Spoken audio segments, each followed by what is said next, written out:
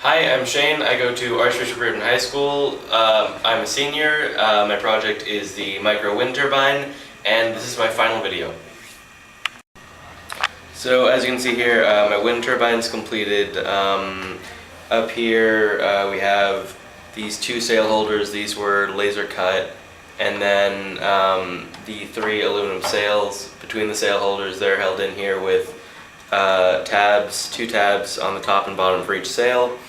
It was actually really difficult to get the sails in because I had to cut them myself and figure out the dimensions, and I made a lot of mistakes, but eventually I got three sails that fit and managed to slot them in there. And then we have this aluminum rod up the middle, and to get the sail holders to actually spin so that when they spun, say wind's pushing in here, they spin. To get them to spin with the rod totally, I had to put epoxy putty on these shaft collars here to really connect the sail holders, because the shaft collars were stuck to the aluminum rod really well, but the sail holders didn't like to stick as much. So then moving down here, we get the base, which is something I did earlier on. The main portion here is these two discs, also plastic acrylic laser cut, just like these sail holders up here, and same with the gears. And then there's a lot of holes in the two discs, but an issue I had early on was that the laser didn't cut all the way through, like these holes here, a lot of them, like here, some four up here. The laser didn't cut all the way through, so I actually had to go through myself and hand drill a lot of the holes, and then sometimes it wouldn't fit even after I did that, so then I had to take a file and just file the holes out the rest of the way to get everything to fit right. But then once I did that, it was a lot of sticking parts in. There's 3 hex standoffs here, and then they're each held in a 1/4-20 screw at the top with a flat washer and a lock washer. Have one of those setups at each connection there.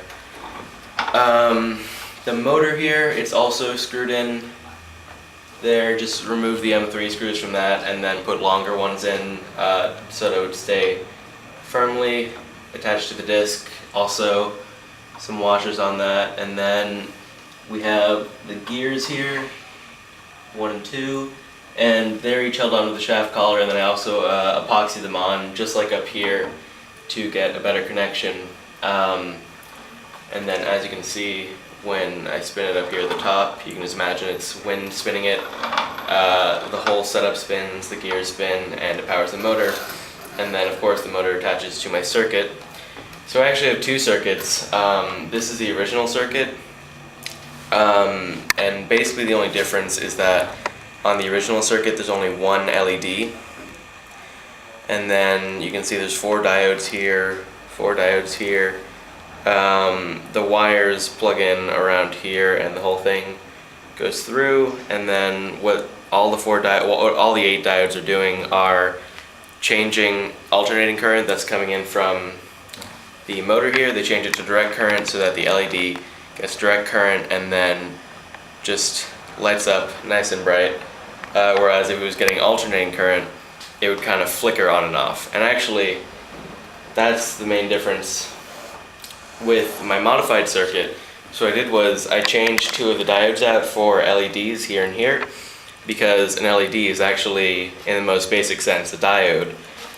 So these guys are actually helping convert the alternating current to direct current. So that means that they're actually getting alternating current while this guy is still getting direct current. So the nice thing about this is then when I power it, you can actually see both alternating and direct current working at the same time. And when it's going really fast, they look pretty similar, but then when it slows down, you can see these guys up here and here kind of flicker out. And then the only kind of issue with this is the LEDs I put in take more energy out of it than regular diodes, so it takes a lot more to get the power to this guy all the way at the end. And then really the last change that I made from my last video was before I had the circuits on a breadboard, whereas now I have them on a perf board here. And basically what a perf board is this. It's basically just a grid of perforations that you can stick components into. And instead of a breadboard where you just stick them in and then power it or whatever and it just works, you actually have to solder everything on a perf board, and that's kind of cool because it allows you to make it a lot more customizable, because whereas with a breadboard there's all these pre-connections made and you figure, oh, I plug this in here, it connects to here. The nice thing about a perf board is you can pretty much plug your components in wherever you want, and then as long as you can solder them together or solder to a wire, you can basically make your connections anywhere you want. So it's also a bit more permanent because obviously soldering, it's more difficult to move around, so you generally want to know what you're doing with your circuit before you use a perf board. And this was the first time I'd ever used one, so it was a lot of trial and error. So this circuit's kind of ugly because I did this one first, but then my modified circuit here, it's a bit more pretty, I think. But essentially it does the same thing, other than the fact that these two diodes were replaced with LEDs. Yeah, that's basically it. That's my wind turbine.